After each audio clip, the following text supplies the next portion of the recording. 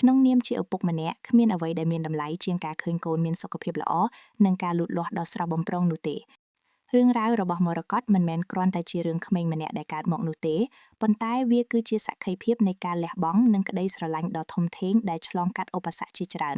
ជីវិតតែងតែមានការសាក់លបង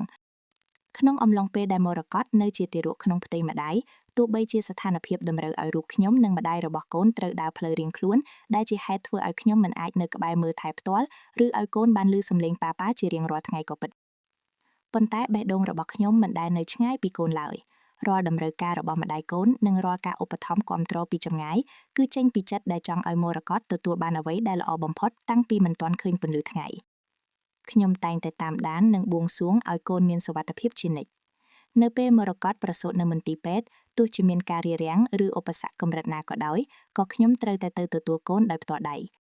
ខណៈដែលខ្ញុំបីកូនដំបូងខ្ញុំបានសន្យានឹងខ្លួនឯងថានឹងធ្វើជាឪពុកម្នាក់ដែលល្អបំផុតទោះក្នុងកាលៈទេសៈណាក៏ដោយការមើលថែមិនមែនត្រឹមតែផ្ដល់ប្រាក់កាសនោះទេប៉ុន្តែគឺការយកចិត្តទុកដាក់លើសុខភាព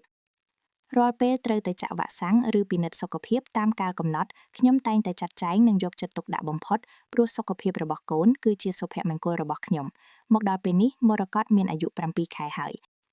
រាល់ការវិវត្តរបស់កូនចាប់ពីចេះក្រឡាប់ចេះអង្គុយរឹងមាំនិងផ្ដើមចេះតោងឈរតិចៗគឺជាកម្លាំងចិត្តដែលធ្វើឲ្យខ្ញុំបាត់អស់ភាពហត់នឿយពីការងារ